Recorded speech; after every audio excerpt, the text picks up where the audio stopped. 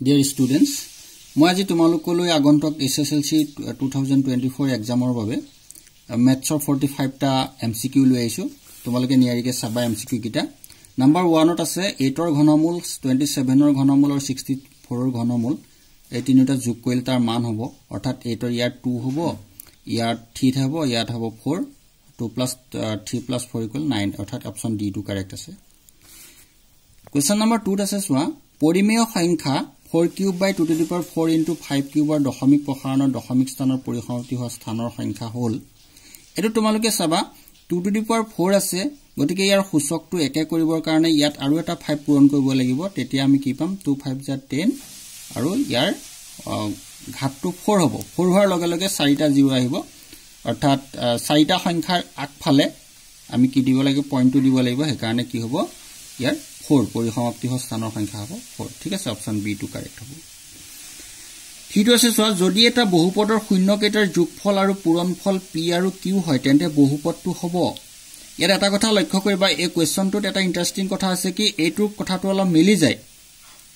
কিন্তু মিলি গলেও ইয়াত আছে p + q কিন্তু ইয়াৰ p + q টোৰ মানহে দিয়া আছিল p অৰ্থাৎ যোগফলটো আছিল p আমি যেটো আলফা প্লাস বিটা পাইছিলো ইয়াৰ মানটো আছিল p আৰু আলফা ইনটু বিটাৰ মান আছিল q পূৰণফলটো q গতিকে এই অপচনটোৱে কাৰেক্ট হয় অপচন ডি টু কাৰেক্ট ঠিক আছে নাম্বাৰ 4 ত চোৱা ত্ৰিভুজ ABC এটা সমদ্বিবাহু ত্ৰিভুজ যত এংগল C = 90 ডিগ্ৰী যদি AC = 6 cm হয় তেতিয়া AB = what এটো আমি পাইথাগোৰাছৰ ফৰ্মুলা ব্যৱহাৰ কৰিব পাৰো এংগল C টো 90 ডিগ্ৰী আছে তেতিয়া তোমালোকে AB ৰ মানটো পাবা 6√2 পাইথাগোৰাছৰ ফৰ্মুলাটো ইউজ কৰিলে এটো উলিয়াব পাৰিবা option A to correct question number 5 ত আছে সোৱা এটা তথ্যৰ মধ্যমা আৰু বহুলক যথাক্ৰমে 33 আৰু 45 হলে মাধ্য হ'ব এটো সাধাৰণতে প্ৰায় আহি থাকে কোৱেশ্চনটো ইয়াৰ বাবে আমি এটা জানো সোৱা 3 মধ্যমা ইকুৱেল বহুলক যোগ 2 মাধ্য এই ফৰ্মুলাটোত বহুৱাই পেলাই আমি এটা চাব পাৰো তেতিয়া আমি কি পাম অপচন সি টু কাৰেক্ট 27 পাম ঠিক আছে নাম্বাৰ 6 ত সোৱা এটা বেলনৰ বক্ৰপৃষ্ঠকালি 2200 সেন্টিমিটাৰ স্কয়াৰ আৰু ভূমিৰ পৰিধি 220 সেন্টিমিটাৰ বেলনটোৰ উচ্চতা হ'ব অৰ্থাৎ বক্ৰপৃষ্ঠকালি 2 পাই r s = হ'ব তোমালোকৰ 2200 অৰ্থাৎ সেন্টিমিটাৰ স্কয়াৰ টুৱাইস পাইৰ মানটো দিছিলে 220 into h = 2200 তেতিয়া তুমি h ৰ মানটো উলিয়াবলৈ গলে a টোৱে ইয়াক ডিভাইড কৰি দিয়া তেতিয়া শূন্য কটা যাব পাম আমি 10 অৰ্থাৎ অপচন সি টু কাৰেক্ট 7 ত আছে সোৱা x x + 3 x + 6 x + 9 আৰু x + 12 ৰ মাধ্য 10 হয় তেন্তে x ৰ মান হ'ব বুলি কৈছে আমি চাবা মাধ্য উলিয়াবৰ কাৰণে আমি কি কৰো গড় উলিয়াও গতিকে এই গুটেই কিটাৰ যোগফলটো সমান 10 হ'ব তাক আমি এটো সোৱা তোমালোকে আমি কি কৰিলো x x + 3 x + 6 x + 9 x + 12 by 5 অৰ্থাৎ 5টা আছিল এটা দুটা তিনটা চাৰিটা পাঁচটা আৰু এহতৰ মাধ্য আছিল 10 গতিকে আমি কি কৰিলো এই গুটেই কিটা যোগ কৰি দিলো আৰু যোগ কৰি 5 ৰ লগত 10 পূৰণ কৰিলো 5 10 যা 50 পালা তেতিয়া 5x টো ৰাখিলা 32 মাইনাস কৰিলা 5x 20 x = 4 অপচন ইয়াৰ B to correct question number 8 ত আছে এটা অসম্ভৱ ঘটনাৰ সম্ভাৱিতাটো হৈছে 0 নিশ্চিত ঘটনা হলে 1 অসম্ভৱ ঘটনা হলে 0 টো মনত ৰাখিবা 9 ত আছে √2025 = 45 হলে 20√20.25 ৰ মান হ'ব অৰ্থাৎ 45 তেতিয়া 4.5 হ'ব option B to correct number 10 আছিল সোৱা 3 7 11 15 ৰ সমান্তৰ প্ৰগতিটোৰ 15তম পদ হ'ব বুলি কৈছে কোনটো হ'ব ইয়াৰ ভিতৰত আমি ক'ব লাগে ইয়াত a মানটো ধৰি ললা তোমালোকে কিমান হ'ব 3 আৰু d মান হৈ যাব তোমালোকৰ 7 ৰ পৰা 3 গলে হৈ গল 4 তেতিয়া 15তম পদ হ'বলৈ হলে আমি কি উলিয়াব লাগে a + 14d a মান হৈ গল 3 + 14 into 4 3 + 14 4 যা 56 তেতিয়া পাই গলা তোমালোকে কিমান 59 ঠিক আছে অপচন বি টু কাৰেক্ট 11 ত আছে সোৱা 5 cm ব্যাসাৰ্ধযুক্ত এটা বৃত্তৰ এটা বিন্দু পিত টনা এডাল স্পৰ্শক PQ এ কেন্দ্ৰ O ৰ মাজেৰে যোৱা এডাল ৰেখা Q বিন্দুত লগ লাগে যাতে OQ = 12 cm PQ দৈৰ্ঘ্য হ'ব গতিকে এটো আমি অপচন ডি কৰিছা বাইটো √119 cm পাম 12 নম্বৰত আছে সোৱা এটা পাহা এবাৰ মাৰি পঠিয়ালে মৌলিক সংখ্যা পোৱাৰ সম্ভাৱিতা অৰ্থাৎ এখাপ এটা পাহা গুটিটোত কিমান থাকে আমাৰ যেটো গুটি তাত 6টা অপচন থাকে 1 ৰ পৰা তাত থকা মৌলিক সংখ্যা কিটা হৈ গল 2 3 5 অৰ্থাৎ 3টা আছে গতিকে 6 ভাগৰ 3 3 এ 6 কাটি দিলা 2 1/2 পালা অপচন এ টু কাৰেক্ট 13 নম্বৰত আছে সোৱা দুটা গোলকৰ আয়তনৰ অনুপাত 64:27 হিহঁতৰ পৃষ্ঠকালিৰ অনুপাতটো হ'ব এটো খুব ইন্টাৰেষ্টিং কোৱেশ্চন তোমালোকে চাবা আমি গোলকৰ আয়তনৰ ফৰ্মুলাটো পাইছিলো কিমান 4/3 পাই r কিউব পাইছিলো কিন্তু আমি ইয়াত r1 ধৰিছো এটা r2 ধৰিছো কিয় দুটা আছিল গতিকে 4/3 পাই r1 কিউব 4/3 পাই r2 কিউব ইয়াৰ অনুপাত কিমান আছে সোৱা 64:27 64/27 কৰিব পাইছা নিশ্চয় এতিয়া সোৱা একিটা কটা গলে কি হ'ব r1 কিউব বাই r2 কিউব তেতিয়া হেতৰ ঘনমূল ললে কি পাবা তুমি r1 বাই r2 সমান 4/3 পালা যদি এটো পোৱা তেতিয়া হলে পৃষ্ঠকালি আমি গোলকৰ পৃষ্ঠকালি ফৰ্মুলা 4 পাই r স্কয়াৰ যেহেতু দুটা আছে গতিকে 4 পাই r1 স্কয়াৰ 4 পাই r2 স্কয়াৰ বুলি ধৰিলো তেতিয়া তোমাৰ 4 পাই কটা গল r1 বাই r2 মান পাইছিলে কিমান 4/3 তেটা 4/3 স্কয়াৰ কৰিলে আমি কি পাম 4 4 যা 16 3 3 তনে 4 4 গুণ 16 3 3 গুণ 9 অৰ্থাৎ 16/9 অপচন এ টু কাৰেক্ট ঠিক আছে 14 ত তলৰ কোনটো বৰ্গ সংখ্যা নহয় ইয়াৰ ভিতৰত অপচন বি টু কাৰেক্ট 572 বেগিটা বৰ্গ সংখ্যা হয় 15 নম্বৰটো তলৰ কোনটো বহুপদ ইয়াত বহুপদ হ'বলৈ হলে কি হ'ব লাগিব x ৰ ওপৰত কি হ'ব নোৱাৰিব আমাৰ পূৰ্ণ সংখ্যা থাকিব লাগিব গতিকে ইয়াৰ প্ৰতিটোৱে x আছে এইবিলাক ওপৰলৈ উঠি গলে ইনভাৰ্স হৈ যাব এটোত x আছে ৰুট আছে গতিকে হাফ হ'ব এটোত আমাৰ option B to correct x² + 2x + 19 ঠিক আছে 16 নম্বৰত আছে সোৱা x + 2 হোল কিউব = x³ - 4 সমীকৰণৰ মূলৰ সংখ্যা হ'ল এতোৱা এটো a + b হোল কিউব হৈ গলে a³ + 3c² b + 3ab² + b³ এটো ফৰ্মুলা লিখিলা এটো x³ - 4 তেতিয়া x³ কটা গলে হিফালে কিমান থাকি যাব x² ঘাতটো থাকি যাব অৰ্থাৎ x ৰ ওপৰত 2 থকাৰ লগে লগে আমি কি মূলৰ সংখ্যা কেটা পাবা দুটা পাবা গতিকে অপচন সি টু কাৰেক্ট 17 ত সোৱা এটা ঘনকৰ পৃষ্ঠকালি 600 মিটাৰ স্কয়াৰ ঘনকটোৰ প্ৰতিটো দাঁতিৰ দৈৰ্ঘ্য হ'ব পৃষ্ঠকালিৰ ফৰ্মুলা কি আছিল 6l² = 600 মিটাৰ স্কয়াৰ তেতিয়া তুমি 6 এ কাটি দিলা l স্কয়াৰ হৈ গল তোমাৰ 100 l হৈ গল 10 ঠিক আছে এটা দাঁতি তেতিয়া 10 মিটাৰ পালা 18 ত আছে x² + bx + c = 0 দ্বিঘাত সমীকৰণৰ কোনো বাস্তৱমূল নথকাৰ শৰ্ত বাস্তৱমূল নাথাকিবলৈ হলে কি হ'ব লাগে আমাৰ যে যেটো b² - 4ac অভেদটো আছিল তাক হেতুক 0 তকে কি হ'ব সৰু হ'ব গতিকে অপচন সি টু কাৰেক্ট 19 ত আছে sin twice a = twice sin a সত্য যেতিয়া a = 0 degree option A correct 20 সোৱা দুটা সমীকৰণৰ অসীম সংখ্যক সমাধানৰ শৰ্ত অৰ্থাৎ অসীম সংখ্যক সমাধান থাকিবলৈ হলে কি হ'ব লাগে a1/a2 = b1/b2 = c1/c2 তো জানাই অপচন বি টু কাৰেক্ট 21 ত দিছো সোৱা বাস্তৱ সহগৰ x ত দ্বিঘাত এটা বহুপদ ax² + bx + c আর হি যত এটো হবলৈ হলে কি হ'ব a ≠ 0 option B to correct আছে 22 ত আছে সোৱা ত্ৰিভুজ ABC ৰ AB = 6√3 cm AC = 12 cm আৰু BC = 6 cm এটা B কোণ হ'ব অৰ্থাৎ আমি চাব পাৰো যে ইয়াত কি হ'ব তুমি 6√3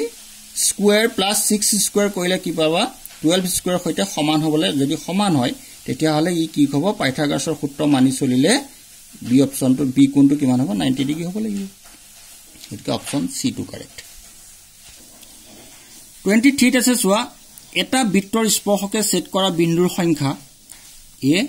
এটা দুটা অসংখ্য আৰু চাৰিটা অপচন এ টু কাৰেক্ট এটা